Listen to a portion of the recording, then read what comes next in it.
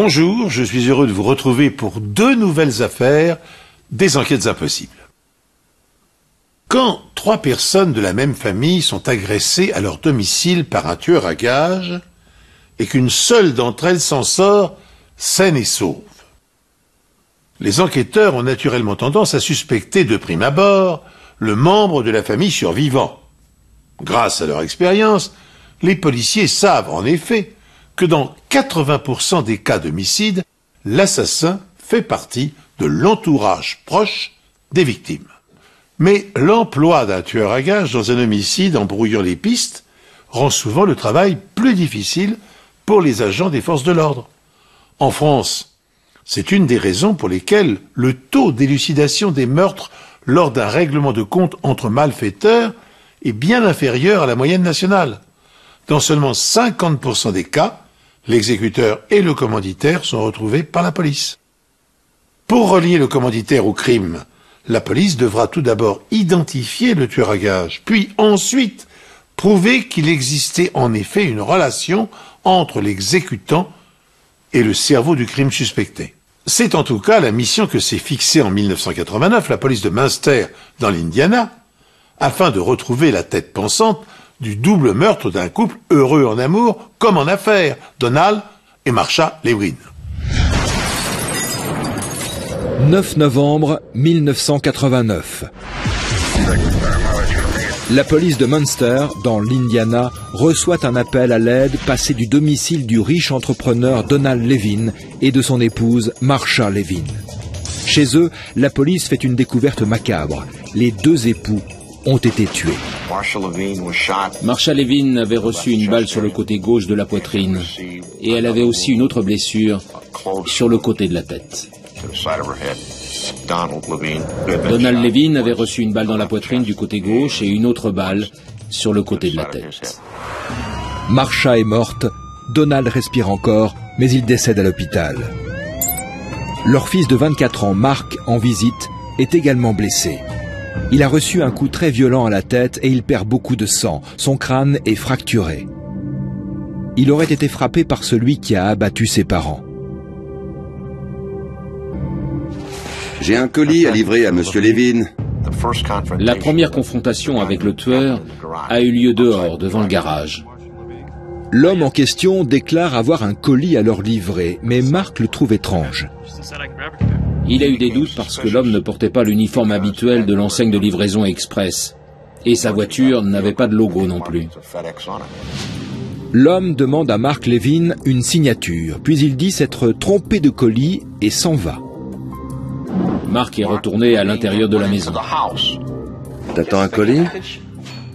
Non, pourquoi? Il y a un livreur dehors avec un colis. Il a raconté à sa mère ce qui venait de se passer et il lui a demandé si elle était au courant de cette livraison.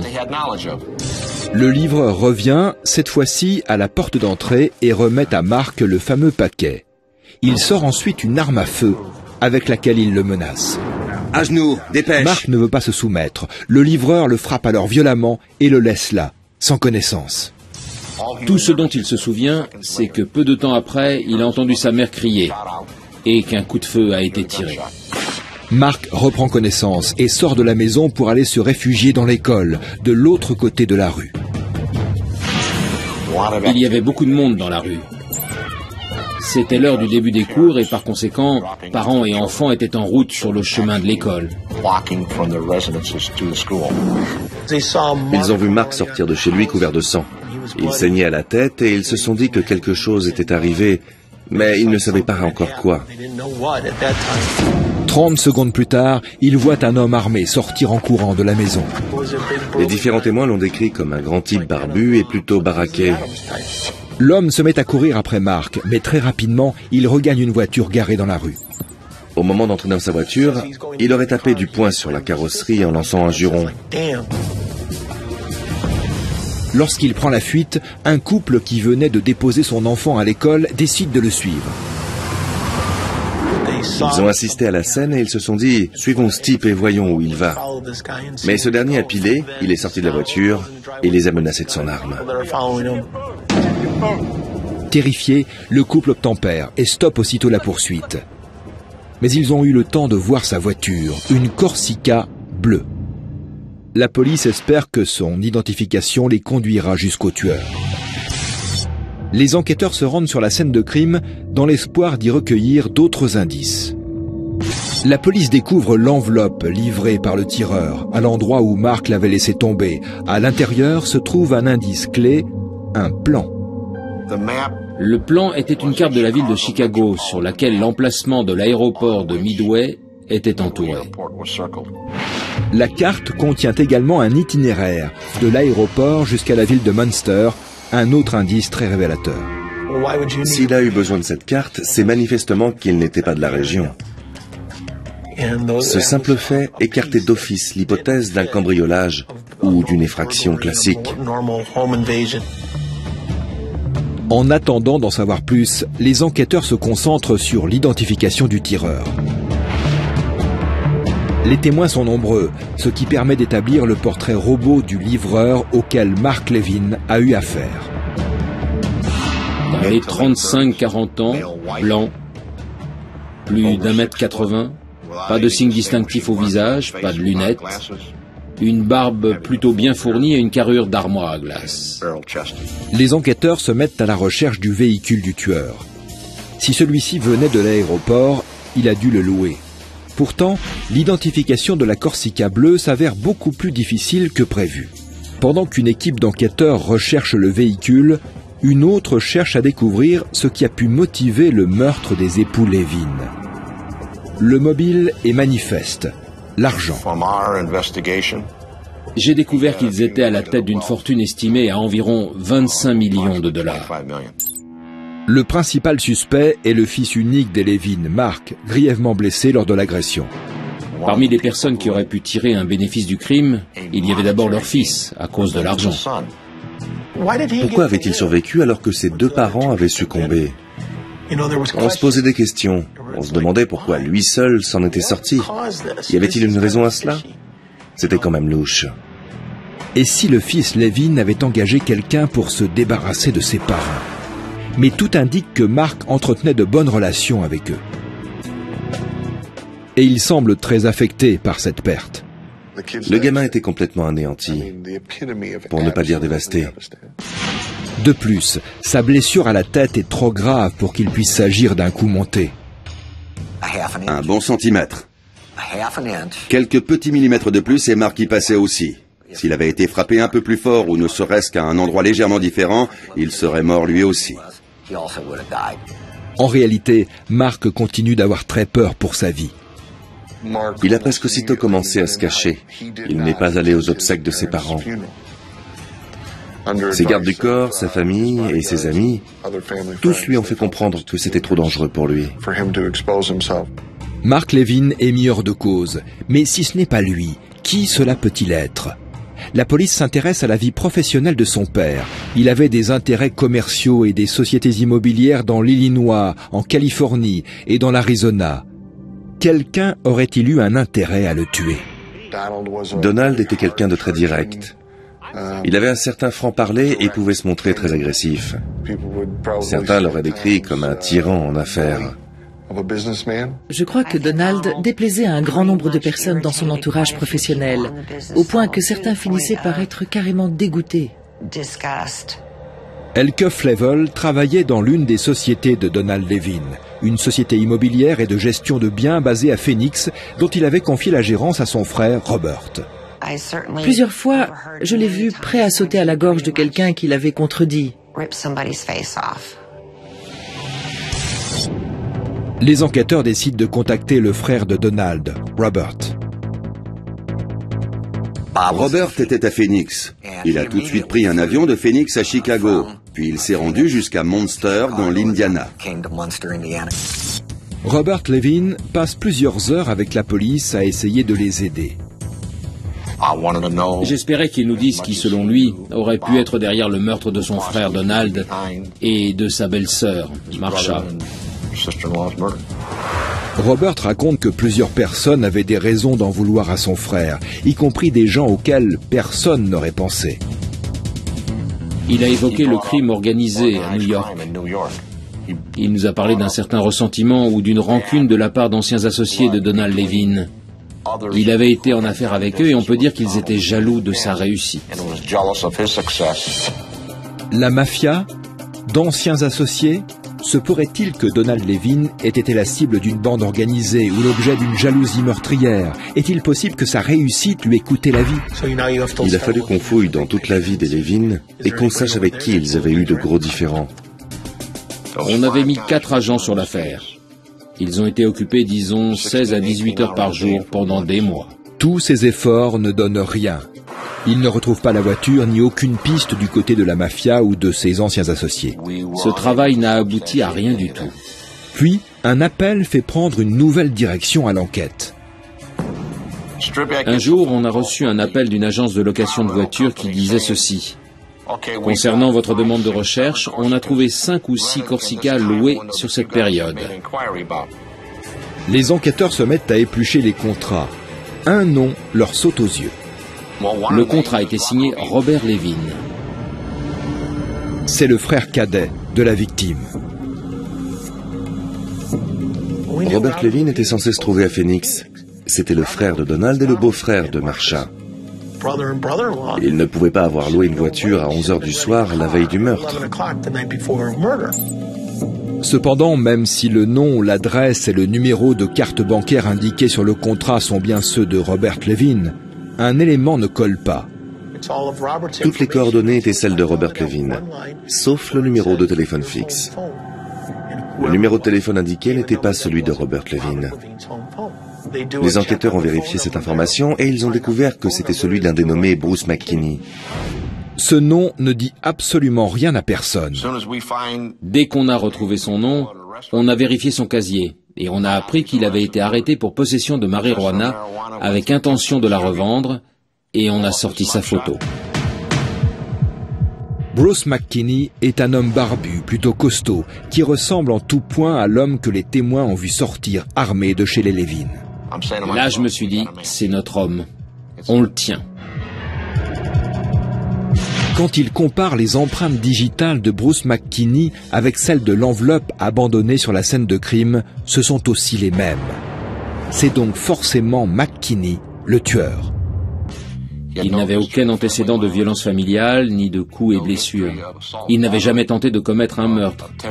Et il n'y avait rien dans son dossier concernant la détention d'armes. Et dans ce genre de crime, ce n'est pas ce type de suspect qu'on a affaire d'habitude. Pourquoi McKinney était-il subitement passé de petit délinquant à meurtrier? Et pour quel motif aurait-il voulu tuer les Levin? Il n'y avait aucun lien direct entre Bruce McKinney et Donald et Marsha Levin. Vraiment aucun. On ne voyait pas ce qui avait pu pousser quelqu'un de Phoenix dans l'Arizona à traverser la moitié du pays pour commettre ce meurtre brutal. Les enquêteurs découvrent que si McKinney n'a aucun lien avec Donald et Marsha, il travaille pour quelqu'un qui, lui, en a, le frère de Donald, Robert. Sa carte bancaire a servi à louer la voiture qu'il conduisait le jour où il a tué Marsha et Donald. Plus on creusait, plus il devenait évident qu'ils entretenaient des liens étroits. À plusieurs reprises, ils s'étaient vus en privé. Ont-ils manigancé ensemble le double meurtre des Levin? À qui leur mort pouvait-elle profiter? Si les 3 cibles étaient mortes, à Robert Levin. Les enquêteurs découvrent ensuite que quelques mois avant le drame, Robert Levin s'est définitivement brouillé avec son frère Donald.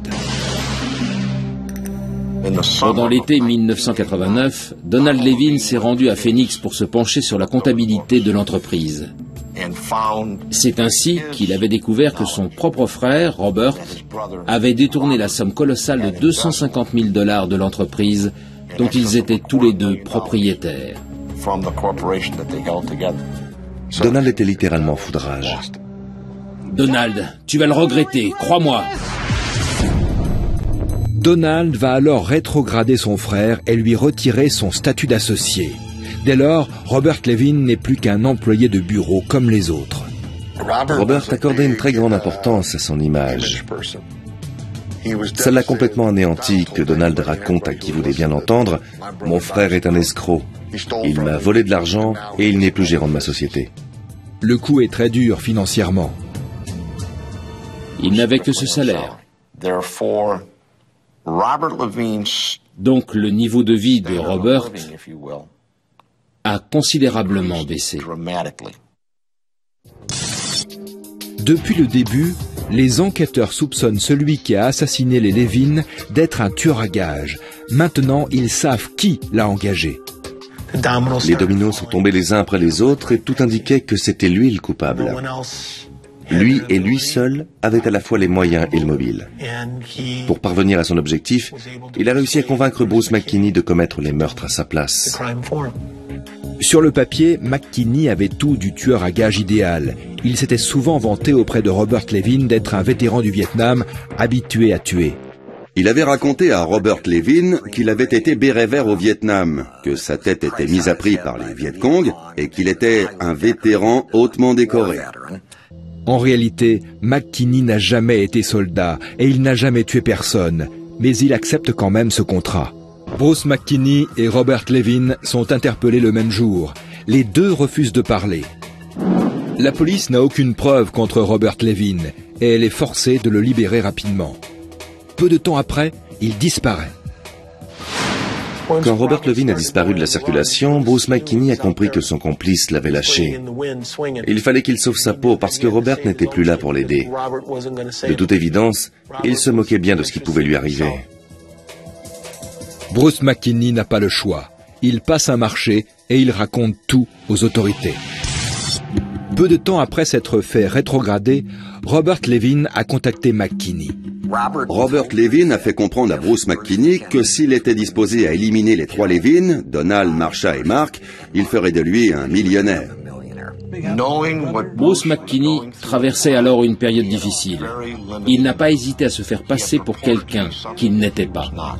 Il n'avait pas d'emploi stable, il croulait sous les problèmes financiers, il devait plusieurs mois de loyer et avait des tas de factures en retard. Par conséquent, c'était dans son intérêt d'adhérer à ce plan. En échange de ce service qu'il lui demandait, il allait lui rendre l'appareil et il le récompenserait à la fois financièrement par de l'argent et par un emploi stable dans la société. Il comptait récupérer la société de son frère et donc il avait tout à y gagner. Robert a très clairement fait comprendre à Bruce que les trois membres de la famille, Mark, Donald et Marsha, devaient être éliminés. Il devait se débarrasser des trois dans un certain ordre pour que tout se passe bien et que Robert puisse hériter de leurs biens. Mark devait être la première victime, suivie par sa mère Marsha, puis par Donald, qui devait être tué en dernier. Si les deux héritiers de Donald étaient assassinés, alors leurs biens, d'après la théorie de Robert Levin, lui reviendraient, puisque ce serait lui le dernier parent encore en vie. Robert Levin et Bruce McKinney vont d'abord faire une reconnaissance des lieux. Ils s'envolent de Phoenix pour Chicago, puis roulent jusqu'à Munster, dans l'Indiana. Il lui a d'abord montré la maison, puis ils ont fait un tour dans le quartier, et ils sont rentrés à Phoenix en avion. Les enquêteurs connaissent maintenant le plan de Levin dans les moindres détails. Bruce McKinney s'envole pour Chicago. Avec la carte bancaire de Robert Levin, il loue une voiture, puis il se rend chez Donald et Marsha Levin. Il ne se gare pas dans l'allée, mais dans la rue pour faciliter sa fuite. Mark Levin se trouve alors à l'extérieur de la maison, dans le garage. McKinney s'approche avec un colis à la main, puis repart, prétextant s'être trompé d'enveloppe. Quelques instants plus tard, il revient sonner à la porte d'entrée. À ce moment-là, Mark était dans la maison. Il a ouvert et pris le paquet que lui tendait Bruce. Et là, il a sorti une arme et l'a pointée sur lui. À genoux, dépêche! Et attendez! Bruce McKinney menace Mark Levin de son arme, puis il l'assomme. À ce moment-là, Bruce est sous pression. Et comme toute personne stressée, il ne fait pas les bons choix. Notre hypothèse, c'est que si le tueur avait tiré sur Mark Levin immédiatement en entrant dans la maison, les coups de feu auraient forcément alerté les parents. On pense donc qu'il a d'abord voulu neutraliser le fils.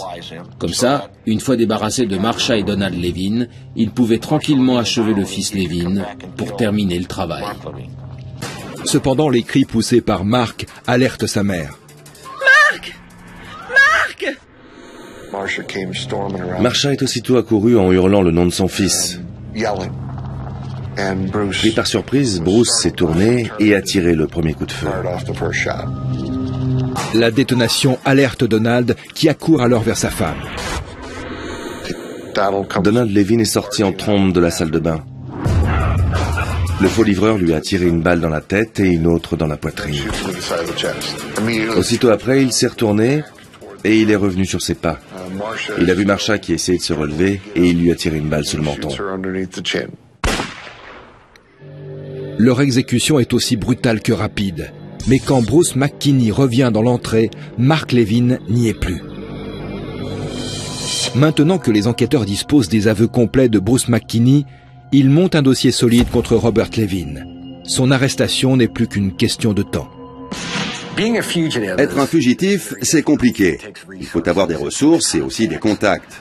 Il faut toujours être sur ses gardes. C'est une vie très, très difficile. Manifestement trop difficile pour Robert Levin. Après 2 mois de cavale, il finit par se rendre aux autorités californiennes. Il est mis en détention et inculpé de meurtre. Robert Levin était vraiment persuadé qu'il pouvait commettre un triple meurtre et s'en tirer sans être inquiété. Comment lui est venue cette idée? Je n'en sais rien. Robert n'était pas quelqu'un de très futé. Il a commis beaucoup d'erreurs dans cette affaire. Mais il avait toujours été privilégié, favorisé, gâté par la vie. Alors il s'est dit qu'il pouvait tuer sa famille sans avoir à en subir les conséquences. McKinney, qui avait passé un marché avec la police en acceptant de témoigner contre Robert Levin, a obtenu l'immunité des juges fédéraux et de l'Indiana. Il a reconnu avoir tué Donald et Marsha sur l'ordre express de Robert Levin. En revanche, il a déclaré au jury qu'il s'était trouvé dans l'incapacité de tirer sur leur fils, Mark. McKinney a en effet expliqué qu'il avait été saisi d'un sursaut d'humanité lorsque Mark était sorti du domicile de ses parents. Et puisque Robert Levin n'était plus à une trahison près envers sa famille, il passa la plupart du temps de son procès à essayer de désigner le jeune Mark comme le commanditaire du double homicide. C'est lui qui avait le plus à gagner financièrement dans cette affaire, plaida-t-il. Mais le jury ne s'y laissa pas prendre et condamna Robert Levin à 3 peines de prison à vie. Le monstre est désormais derrière les barreaux à la prison fédérale de Florence dans le Colorado, l'une des institutions les plus sécurisées du pays.